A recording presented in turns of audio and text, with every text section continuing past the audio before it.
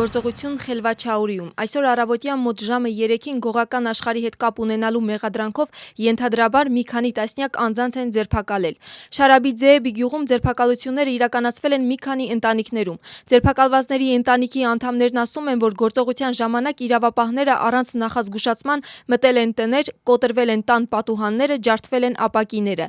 Նաև ականատեսներն ասում են, որ ոտքերից վիրավորվել է 75-ամյա կին Թամար Միքելաձեն։ Նա տեղափոխվել է կլինիկա։ Բաթումիի Բաու կլինիկայում ասում են, որ վիրավոր կնոջ վնասվածքը առաջացել է ապակու բեկորներից եւ նա արդեն դուրս է կրվել, սակայն հարազատները կասկածում են, որ վերքը կրակոցից հետո է եղել, ուստի առանց փորձաքննության չեն պատրաստվում նրան դուրս բերել կլինիկայից։ Ձերբակալված եղբայրների Ուչա եւ Բաչի Ջաղելիների մայրը ասում է, որ իր որդիները երբեք կապ չեն ունեցել գողական աշխարհի հետ եւ նրանց ձերբակալությունը իր համար անհասկանալի պատճառներով է տեղի ունեցել։ ՆԳՆ-ն մինչ այս պահը պաշտոնական տեղեկատվություն չի տարածել։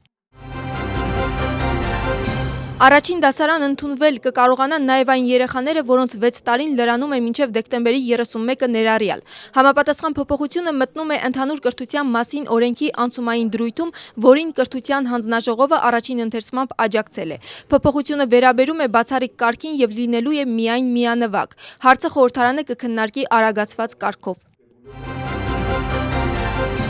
Սահմանային ոստիկանությունը պետական սահմանի ապօրինի ներս հատելու եւ դուրս հատելու փորձի փաստով ձերբակալել է 3 անձի։ Հետաքննությունը պարզել է, որ 2 մեղադրյալ շրջանցելով սահմանային անցակետը Թուրքիայի Հանրապետությունից ապօրինի հատել են Վրաստանի պետական սահմանը եւ մուտք գործել երկիր։ Իսկ 1 այլ մեղադրյալ փորձել է անցակետը շրջանցելով Վրաստանից դեպի Թուրքիա ապօրինի հատել սահմանը։ Հանցագործությունը նախատեսում է մինչև 5 տարվա ժամկետով ազատազրկում։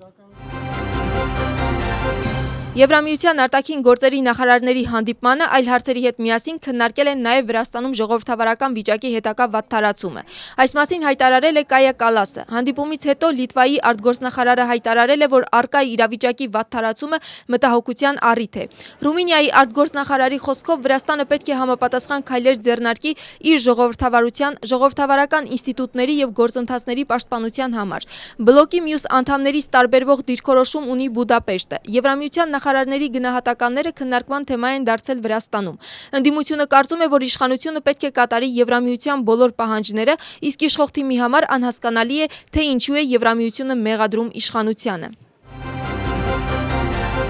ԱՄՆ-ի նախագահը հայտարարել է, որ պարզ չէ իրականում ով է ղեկավարում Իրանը։ Լրագրողների հետ զրուցելիս Թրամփը նշել է, որ կան որոշ ազդակներ բանակցելու ցանկության մասին, սակայն անհայտ է, թե ով է ներկայացնում իրանական կողմը եւ որքանով են նրանք պատրաստ երկխոսության։ Թրամփի խոսքով Վաշինգտոնը չունի ճշգրիտ տեղեկատվություն Իրանի առաջնորդների վիճակի վերաբերյալ եւ իրավիճակը բավականին անկանխատեսելի է։ Նրա հայտարարությամբ հարցեր կան Իրանի հնարավոր նոր հոգեվոր առաջնորդի վերաբերյալ, քանի որ Մոջթաբա Խամենեիի առողջական վիճակը դեռևս անհայտ է։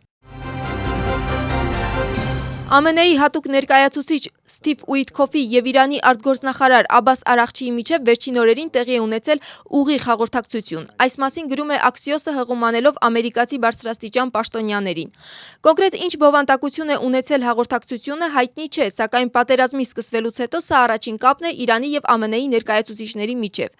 Ով է եղել հաղորդագրության նախաձեռնողը, այս դեպքում աղբյուրների կողմից տարածված տեղեկությունները միմյանցից տարբերվում են։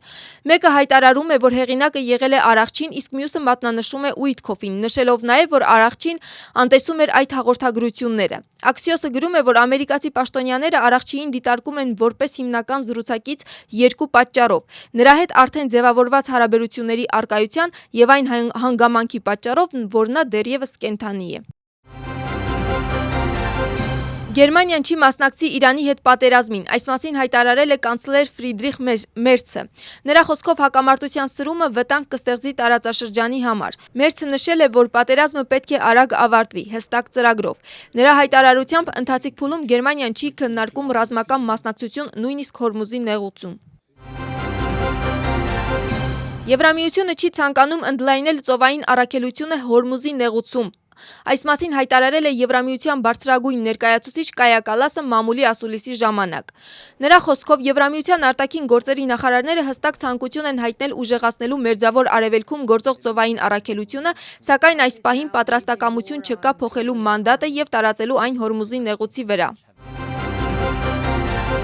400 մարդ զոհվել է եւ 250-ը վիրավորվել Պակիստանի կողմից Քաբուլում հիվանդանոցի վրա իրականացված հարձակման հետևանքով։ Աֆղանստանի Թալիբան կառավարության մամուլի խոսնակի տեղակալն ասում է, որ տեղում աշխատում են փրկարարական խմբերը հրդեհը մարելու եւ վիրավորներին փրկելու համար։ Նրա տեղեկությամբ հիվանդանոցի մեծ մասը ոչնչացված է եւ ենթադրվում է, որ զոհերի թիվը կարող է ավելի մեծ լինել։ Պակիստանը հերքում է մեղադրանքը եւ հայտարարում, որ հարվածները հասցրել է ռազմական օբյեկտներին եւ ահաբեկչական աջակցություն ցուցաբերող ենթակառուցվածքներին։